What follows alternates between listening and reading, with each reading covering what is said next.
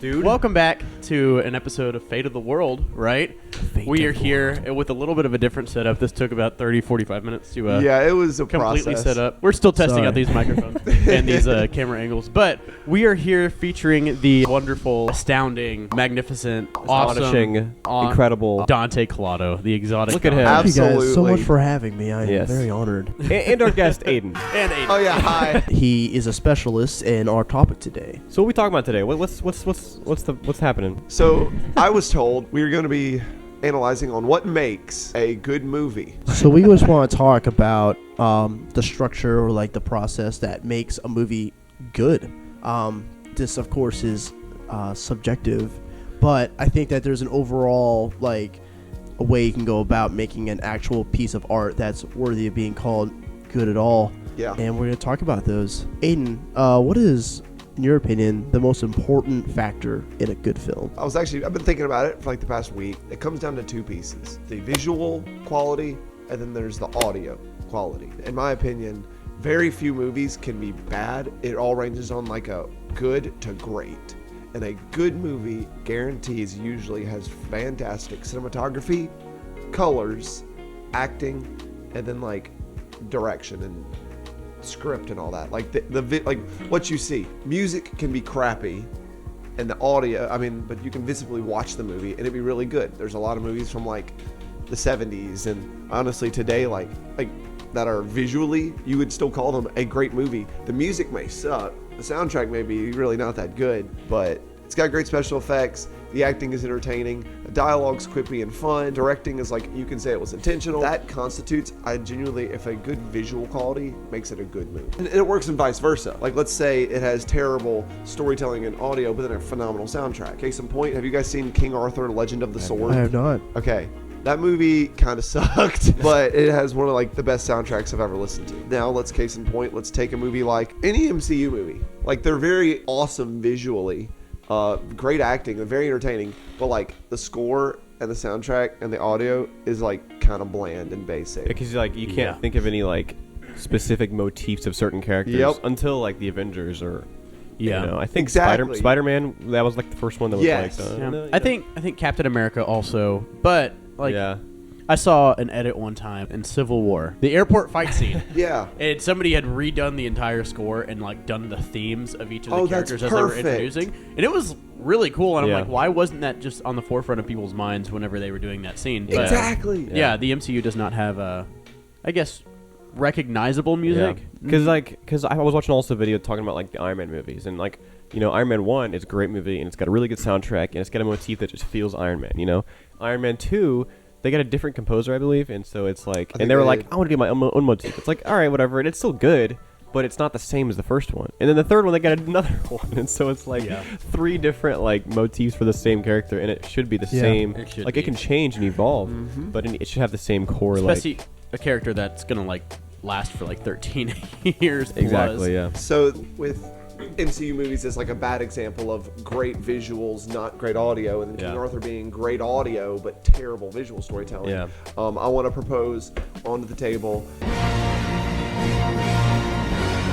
the Batman 2021 is a prime example of a great movie that incorporates visual storytelling of like colors, storytelling, acting, direction, tone, and then audio. Spoiler alert if you have not seen the Batman, but like Bruce Wayne, like Batman and Bruce Wayne have two separate themes throughout the entire movie. But like, and then at the end of the movie, when he gets shot in the chest, and then he beats the guy up, and the guy says, "On vengeance," I forget, and he's like, "Oh my word, I'm not being something good." And then he sees all the people trapped down there, and he like has a tone shift where he has to be a symbol of hope. First thing, like Batman's theme and Bruce Wayne's theme come together to make a full, complete character theme. With the really full orchestra, and so it like creates. It's like, oh, so this music is storytelling for what's going on in your heart. It creates just a more rounded and full experience of watching the movie. You're like audibly just getting immersed and you're feeling it emotionally, but then like visually they matched it. There's also like this idea that like a lot of people talk about like story and plot, right? Which it's also important that those are very different things. I didn't realize that until more recently. Plot is just like what happens in, like point A to point B. Story is like how the characters change and how they grow, Case in point, Andor. Yeah. Andor's plot is moved forward by the decisions and choices that the characters make. Yeah. So it's like, you wouldn't say Andor has a plot, but you would say it tells a really good story. Yeah. Where Phantom Menace is an example of a lot of plot and very little story. Yeah. But I think another example of that would be the Lord of the Rings trilogy. Woo-wee! Like, the plot finishes whenever the ring is destroyed. Yeah. Yeah. However, if anybody has watched that movie, the story does not end there, and it lasts about another 45 minutes. Yep. So that's like the resolution of that. And I feel like a lot of like modern movies, they leave out the entire resolution, and the plot finishes, and then the credits roll, and that's about it. Right. Yeah, plot is just a necessary thing that you have to do. Story is like what everything is revolved or should be revolved around. Dante, what are some thoughts? I mean, story is overall super important, oftentimes left out. I mean, you can have a sequence of events and a goal in mind, and as good as those may be, it could feel like the stakes are low, even if, the fate of the world is at hand. It's like, okay, but like, I don't care about these characters. I don't care about this world that they're in. The mistake that movies often make is this: it's set in America, and that's it. And we're supposed to care just because of that. Dude, I don't give a crap about this country right now, because I don't feel any emotional connection to the characters or the people there. So I think that if you want the stakes to be high, you want the driving force of the plot to mean anything, you'll have to develop a relationship between the viewer and the actors. The one thing that's doing well is The Last of Us show. It takes time to develop the characters and show you their sides, like, so that whenever the apocalypse is happening in the first episode, you're like, oh no, that person could die. You feel emotional connection to these characters as they go through the plot, and it makes the stakes so much higher. Not because they're trying to do a thing, but because you care about them. Yeah. Mm-hmm. You're 100% right. Yeah, that's what makes a good horror movie. And I love horror movies, Yeah. And I wasn't really into horror movies growing up until more recently. When I think it was the first horror movie I saw that I really liked was The Shining. A movie's not scary unless I care about the characters, and I'm in fear of them being in danger, because it's like, oh, it's a monster and it's gonna kill these guys. Like, okay, I don't care about them, Yeah. But if it takes this time to develop these relations with these characters, because it's just this father, his wife, and then the son, and then you see him start to twist, and it's abusive relationship, and you see her being fearful, in the relationship, and she's protective of her son, and it's really like real and raw, you know. And then at that moment, she's just like survival instinct, and she's like, I got to get my son out of here, and I got to survive. Yeah. And it's just, you're just like, heart's pumping, dude. And it's scary. Dude. Those movies are a lot more impactful when you care about the characters. Absolutely, yeah. And that takes time. Horror is an interesting genre for this conversation, because oftentimes we take the characters, protagonists or not, as a vehicle to just display a horror, or like a reason to show horror happening. Mm-hmm. And it's so much more impactful. Like, you can do all that stuff. You can like have them, killed in horrific ways if you want.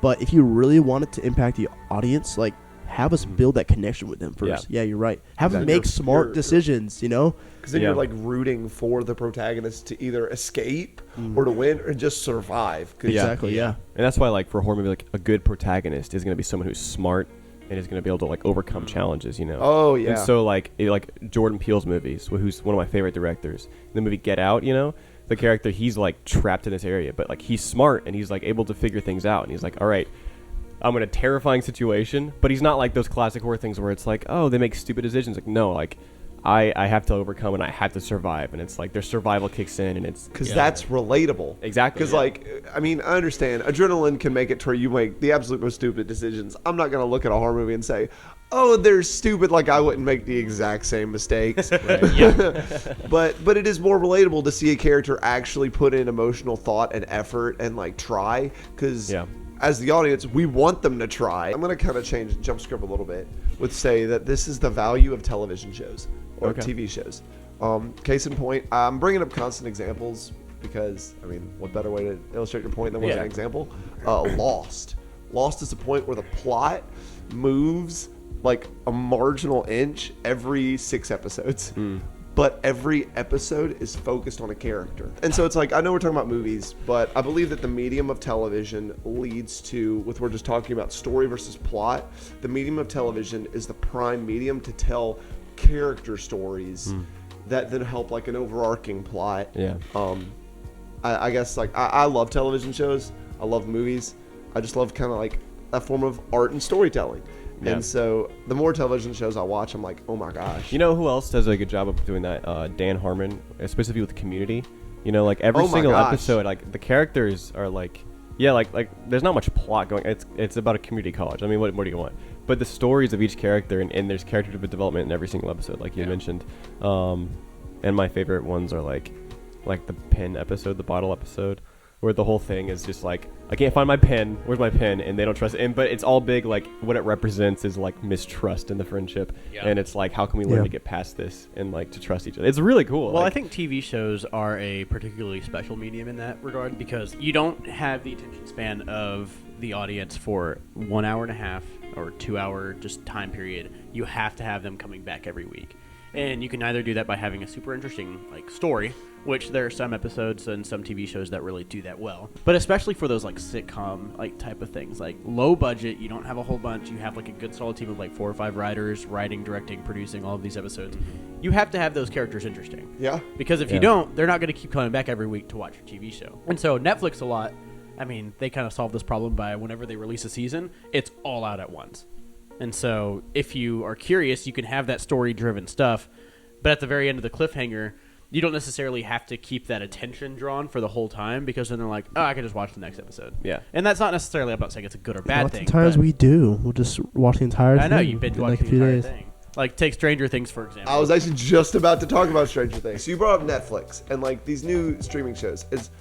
I think that they're doing exactly what we're complaining about is how they're actually starting to sacrifice characters and story for plot and that they can just crank out 6 hours worth of plot and not create any memorable characters. But Stranger Things started the medium and then perfected it off the bat by creating a really intriguing story, but at the same time, still creating it like about the characters. Like it's still about the relationships between the 4 groups of friends and then how Eleven relates into it. Yeah. And then you got Steve and I love how it transcends genres. So we kind of shifted gears to actually television shows, but bringing it back to like movies, I would consider a movie art while I wouldn't consider a television show art. Really? Why is that? I think movies, since you are making it's one piece of content, an hour and a half to like 3 hours long on average. You can make mistakes in a TV show and get away with it and it'd be okay. With a movie, it's like one thing. Yeah. It is one piece. It has a beginning,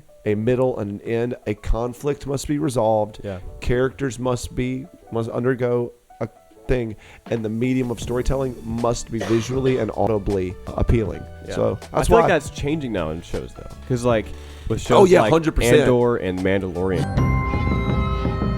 It's more like, let's make this visually insane. They look better than like a lot of movies now. Oh, 100%. And it's just like they're like, let's put much effort into it. So I think it is changing now.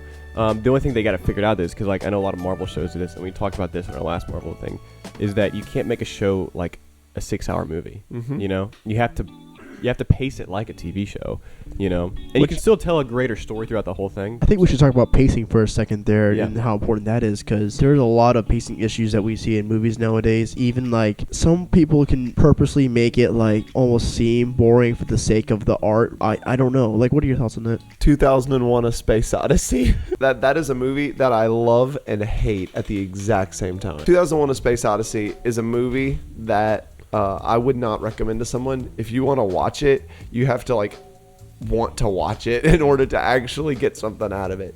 Yeah. That movie is slow, boring, confusing, very minimal dialogue. It's got these long stretch shots of space. It's Stanley Kubrick, right? I think so. Same director as The Shining, yeah. And so probably. similar style, yeah. But it's just that is a movie where pacing, depending on what your opinion and final take of the movie, either makes the movie for you or kills the movie for you. Because that movie is so slow, it is so dull, and it is so boring.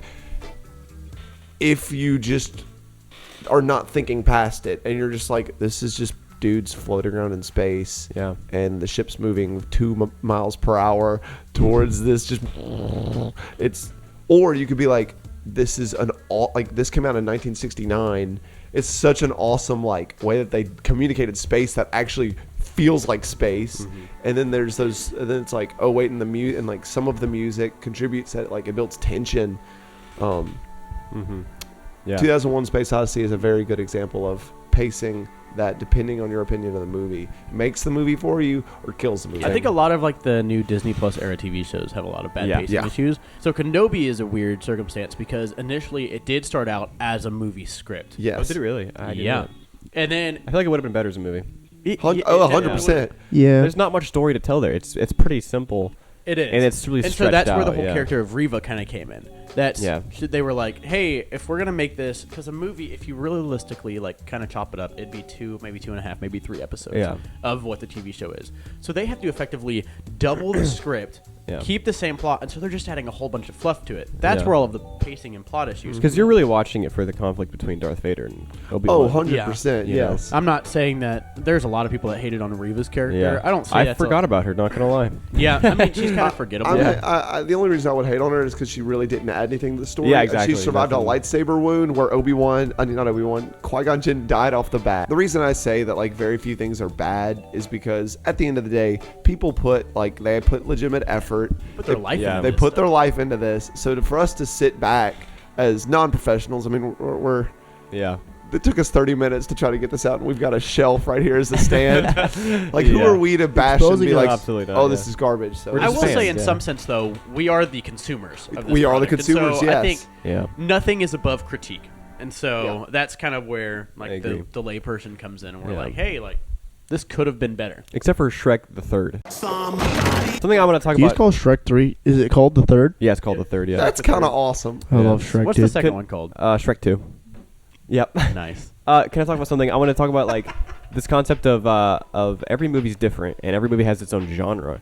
And so what is good for one genre, is bad for another genre. Exactly. You know what I'm saying? You talk about Space 2001: A Space Odyssey. If you're going into it thinking it's going to be a sci-fi epic, you're not going to have a good time. Oh yeah. But if you go into it thinking it's a slow, mysterious sci-fi drama, it's gonna be a lot more appealing to you. Examples of movies that do a fantastic job within their genre, like they know what genre they're in and they nail it. Like John Wick is a perfect example of that. Holy crap, that's such a good example, both three of them, dude. Action movies, they're like perfect action movies. On the scale, like, you know what I'm saying? Like everything you want in an action movie is what John Wick has. The plot, simple. It's a man trying to get betrayal in the first one. The second one, he's trying to survive. The third one, he's trying to survive. He's really trying to survive. But here's the thing. I know a lot of people love the Jason Bourne movies, right? But I have my critiques on them because they are action movies, right? Like, that's the genre. Yes. Yeah. But the visuals are, like, the action isn't very good. You just say It's it. like, just say it. like- the cinematography sucks. But because like the choreography's good, and they actually did the choreography, and like I've seen the behind the scenes thing, and it looks good, and Matt Damon actually put the effort into it. But it's the editing more than anything, because the cinematography isn't as bad. It's the editing.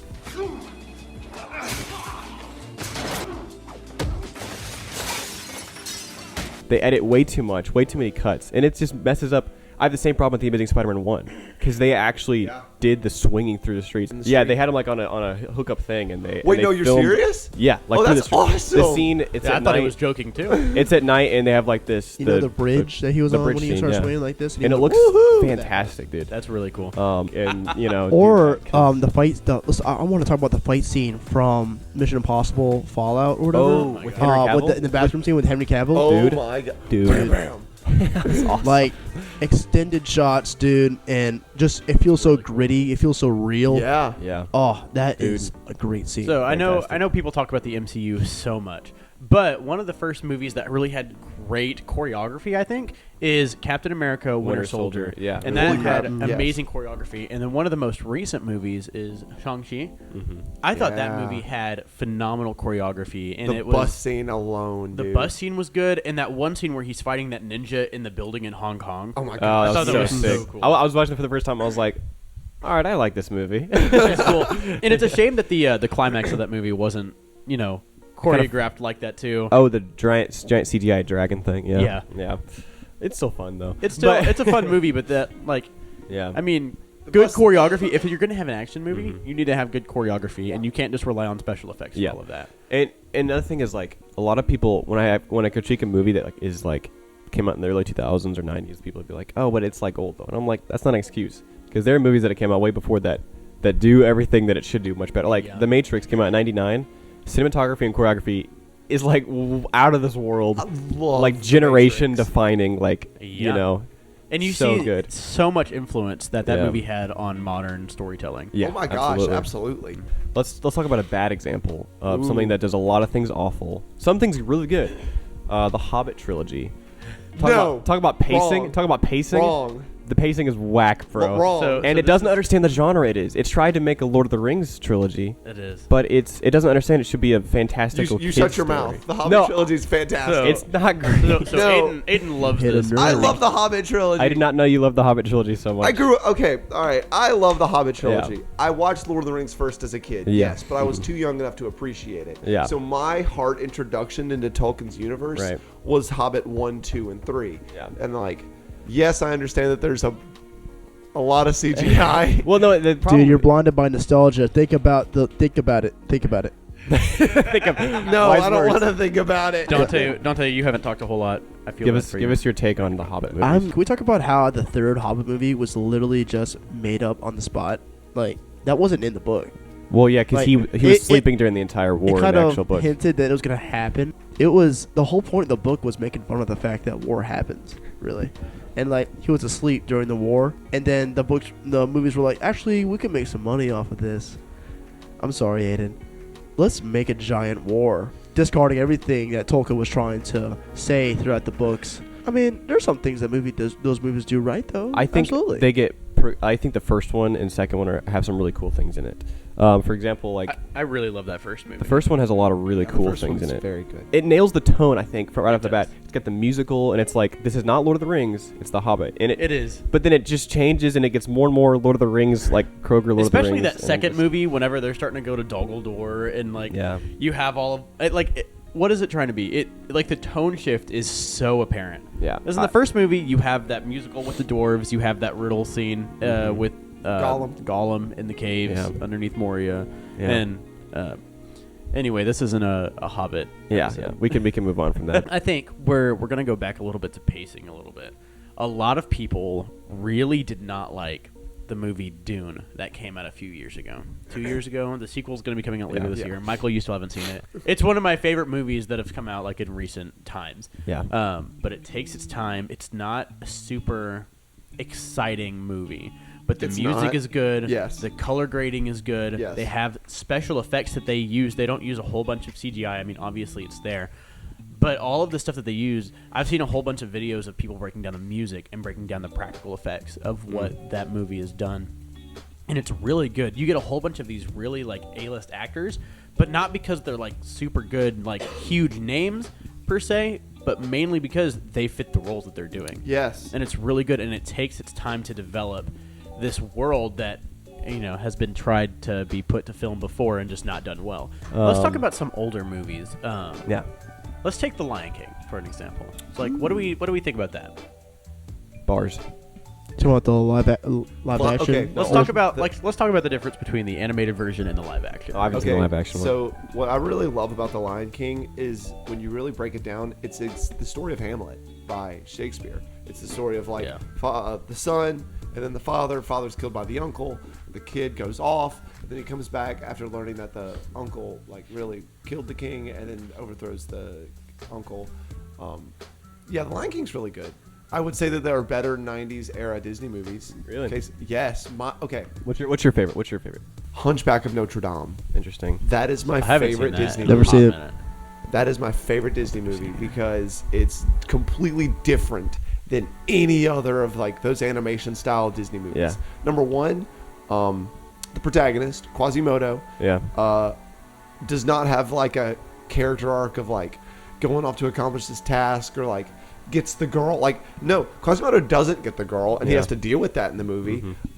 His villain is like his father figure, who's the worst dude ever. Frollo is like freaking awful. Who is the monster and who is the man? Yeah. That's the core of the story. Yeah. And the core of the story is to show that Quasimodo looks like a monster, but he's more of a man than the actual man, Frollo, who inside is a monster. I mean, they say in the opening song, he longs to purge the world of vice and sin, but he does not know he does not see the corruption within. Yeah. Because the And main so- struggle with his character is lust, essentially, right? Pride. Yeah. It's his pride Oh, that pride. he doesn't know, Yeah. and he doesn't recognize the lust inside Yeah, of him. yeah. He does see it, but then he's like, this lust is evil. I'm gonna burn down Paris so I can find Esmeralda, so she can be mine. And it's just like, dude, and like that's not addressed in a Disney movie like at all. And so I think it is cool. That's a very mature theme. It's so I don't mature. think I've ever seen that movie actually. Yeah. So we need to go back and watch that. It is the most mature Disney movie that I've seen, and that's my favorite thing about it. That's good. As far as old movies, a really old movie that I love so much is It's a Wonderful Life. Ooh. It's just such a beautiful film, dude, and it does take its time. It's like, what, 3 hours long? Almost 2 hours? Those movies It's are a 3 hour movie. Dude, it is... Oh, it wrecks me, bro. Every Christmas Eve I watch my family, and I cry every single time. It just wrecks me, dude. It's so beautiful. What about it is so good? So it's just the story of this guy, and he's got dreams, and he wants to go and, he wants to go out and explore and explore the world, but every single time he's got a chance, and then brings him back that he has to do his responsibilities, almost like a Spider-Man thing, where it's like he has what his desires and dreams, but he's held back because he has to do good and he has to help people. I don't know if I've ever heard somebody compare It's a Wonderful Life to Spider-Man. Michael finds a way. Michael does find a way. But basically, but it culminates at the end where he's like, I've given everything to this town and I've given everything to these people and I haven't gotten anything back from it. And he's like, I'm just empty and I have not been able to pursue my dreams. I have nothing. And then he's just like on the verge of suicide. And then there's an angel coming. And it's like, it's a really classic story of, let's see what like life would have been like if you hadn't been there. Just show all the good that you've been able to give to these people, and that, and it just, by the end of it, everybody comes in and helps him out at the very end. And it's just like, it's just a beautiful story about loving and support. And to me, the most important thing about that is his family, his wife and his kids. And like, that's the most valuable thing that is just so like, it's almost a dissection of like the classic trope of, hey, I've got my own personal vision of what I think a successful and a wonderful life is, and that he's not noticing how wonderful his life actually is because of the crap in his life around him. Yeah, and so I definitely think we started off this video talking about like what makes a good movie as far as like audio and visual stuff. Yeah, but now we've kind of come to the point of like, hey, the movie's theme and like the messages that they tell, the characters it introduces, those are all essential, I'd say. Mm-hmm. It's very impactful. Yeah. And I think that's kind of what leaves a huge mark, because I think 30, 40 years from now, like a lot of these movies, like even the movies that we've been talking about just recently, like The Hunchback of Notre Dame, like that was like 20 years ago. Like we're in 2020 and that movie was made, 1990 something.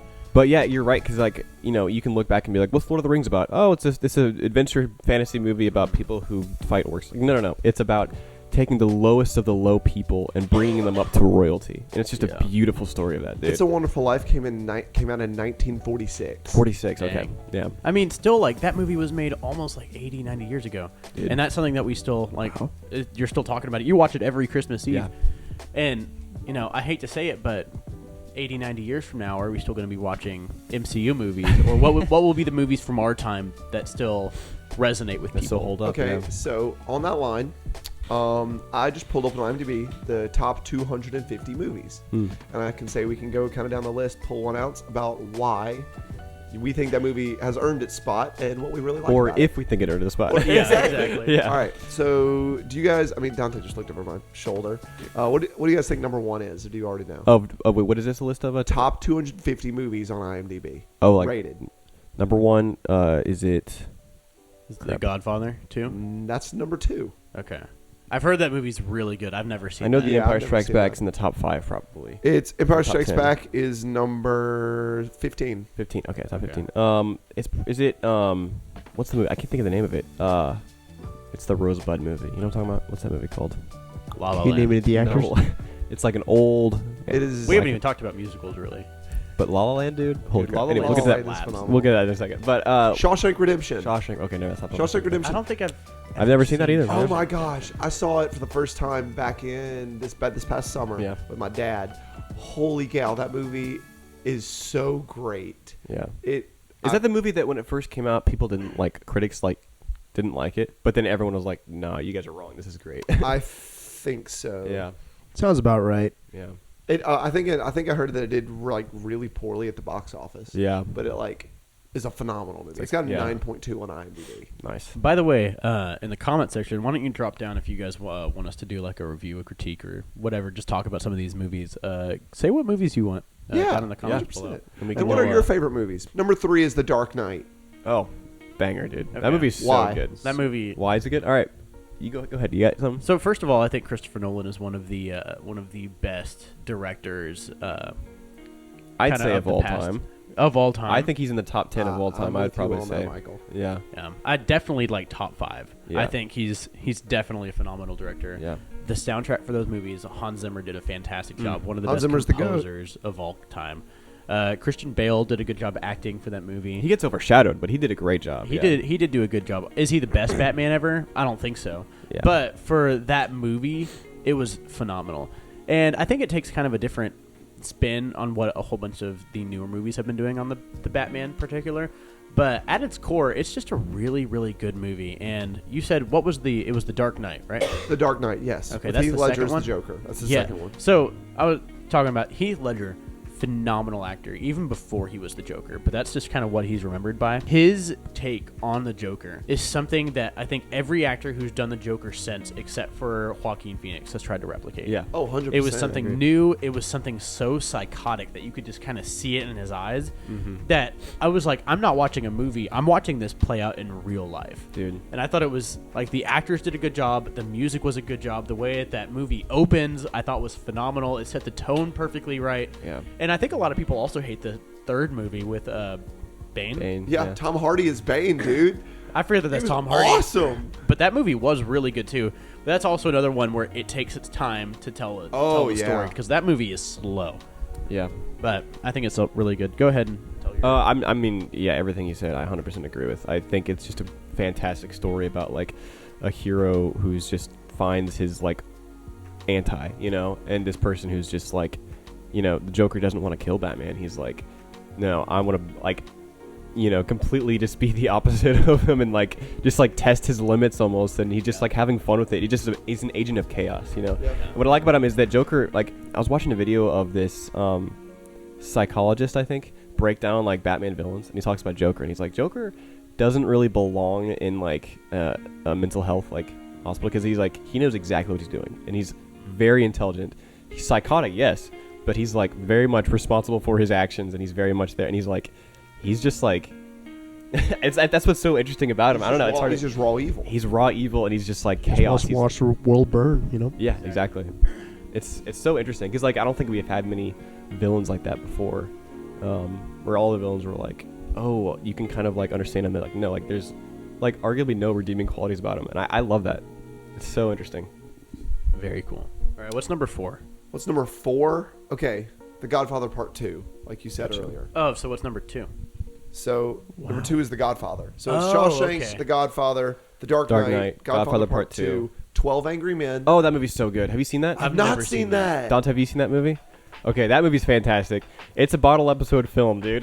The whole that movie takes place in one room. Really? And it's those black are and so white. good, dude. It's literally just 12 guys in the premise of the movie. 12 Angry Men. 12 Angry Men, yeah. Okay, the cool. the premise of the movie is they're doing jury duty, right? And they're all like, we got to go somewhere. Yep. The plot is like there's this 18-year-old kid who's number one suspect of a murder or something like that.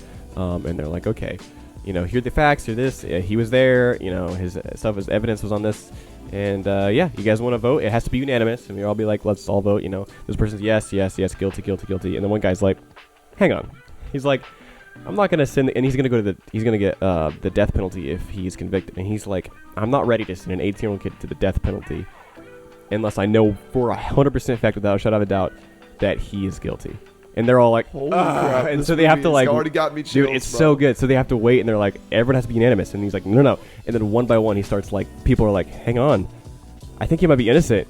Dude, it's so good. Like, oh, Holy dude, that crap. movie, What a good idea for a film, Seriously, yeah. dude, it's so good. Yeah, you guys would love it. It's fantastic. And a lot of people watch don't that. have the skill or the patience to like make something as like a concept that's so like a plot like that. Yeah. Like that you just literally just told us the entire plot just like that. Yeah. It's hard to make that into something like a watchable movie, especially one that's in the top 5 movies of all time according to IMDb. Yeah. And what makes it even better is that like, you learn about the story of each character, and these characters are like Oh, that's perfect. the reason why they're like so quick to be guilty is because of their own personal vendettas and their own personal like prejudice. Dude, it's so good. And they're like, crap, they realize this about themselves, and it comes out on the table, and it's just, dude, that's pretty cool. Yeah, and you see the characters start to break, and dude. Yeah, I guess there's a reason that it's number 5 on the IMDb's best 250. What a pitch, Michael! I now really want to let's watch that. That sounds awesome. That and Hunchback of Notre Dame. Let's do it. To wrap it up, I got a question that I have been open to the table. What are y'all's favorite movies, dude, and why? You said you would eat it. As far as certain aspects go, okay, if I'm going for vibe, I might just go with the Pirates of the Caribbean trilogy, just for vibe alone.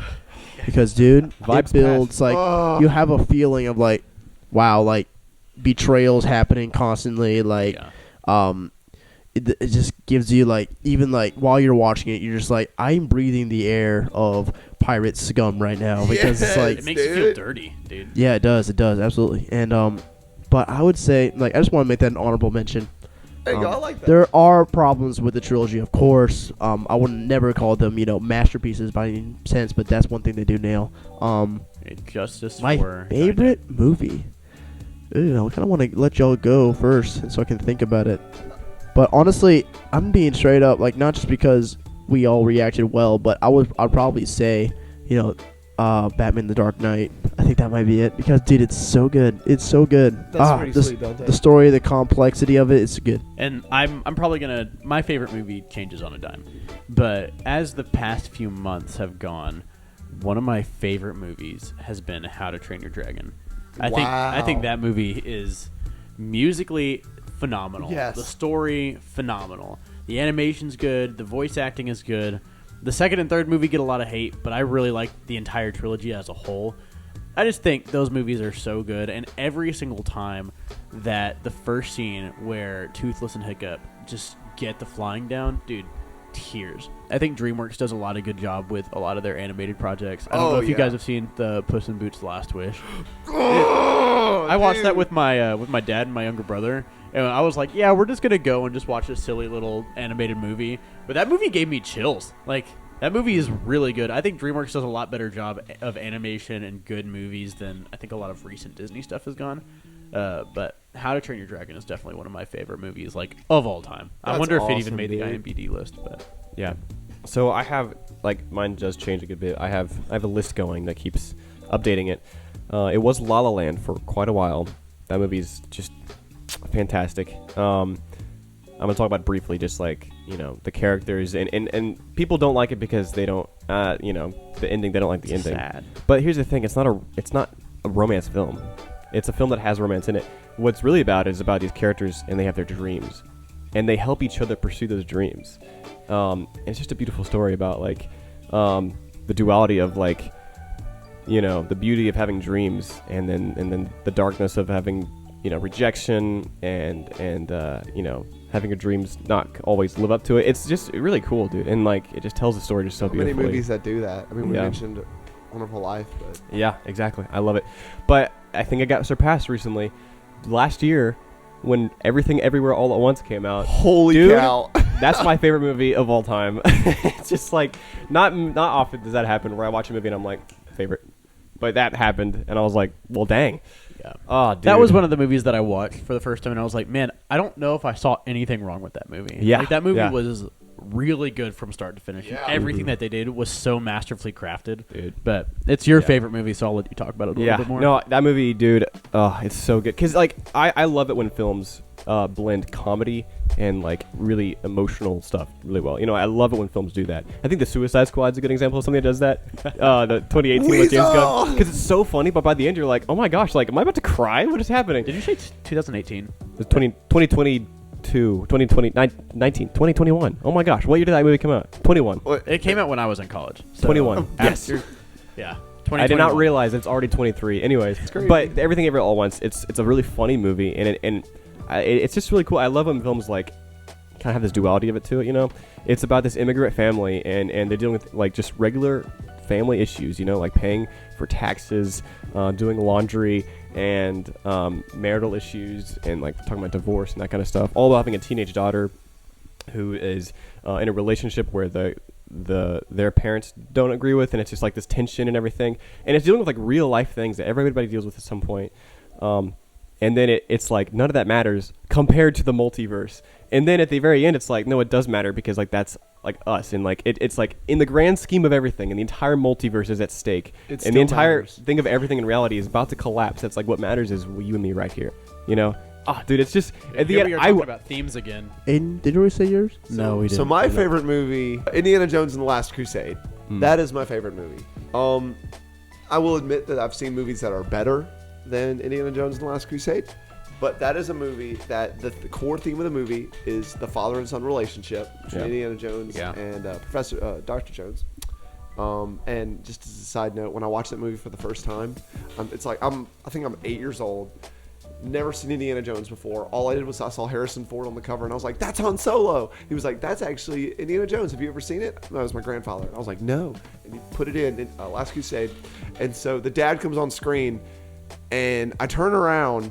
And my grandfather looks just like Sean Connery, and so I was like, and so like that's just an emotional factor. I've seen that movie probably about 9 times. That's one of the few movies that I've seen like the most. While there are some masterful movies that don't leave you as feel good movies, like The Dark Knight. I guess not necessarily a feel good movie, or something like The Batman. Not a feel good movie. Phenomenal movies, but like. I really have a soft spot in my heart for feel-good movies, and my favorite movie that I can watch every time, and it leaves me just so happy and content on the inside. And I mean, like, I love like the father-son relationship. I love my dad and my grandfather, so like it really just kind of complements that. Yeah, that's my favorite movie of all time. Nice. Dang. All right, sweet. Josh, would like to close us out? We've talked about a lot of things during this video, but I think a lot of what we came back to is the themes really matter in a movie. Like, you can have the best visuals, you can have the best actors, writers, producers, directors, storytellers. Like, plot matters, character development matters, because movies are so good. We talked about pretty much something from every genre tonight. I think it's like a reflection of like humanity itself. And I'm gonna sound super deep here, but hear me out. You asked like, what's the movie about? And it was like, oh, it's about this. This character that does this thing, and it's like, oh, that's cool, but no, what's it about? It's like, oh, it's about love, and it's about trust, and it's like, what's it about? And it's really like, who are you? It's like, oh, I'm a college student, I'm this, I have this job, whatever. Like, no, who are you? It's like, oh, like I'm me. Everyone has their own core themselves. It's something different. And when a movie can hit something that hits there, and it really appeals to the human experience, it changes the game a little bit. Exactly. Art is a reflection of life. The better that it's able to do that, the more you're just kind of able to leave and just think like, man, like, that really reflected something about the human experience. And I think that that's just so cool. So if you guys have made it to the end of this video, we thank you guys for watching a whole lot. Thank you guys for having me on the show. This thank you for being on the show. Let's give a round of applause for Aiden real quick. Thank you guys so much for watching. We'll see you all on the next one. Bye.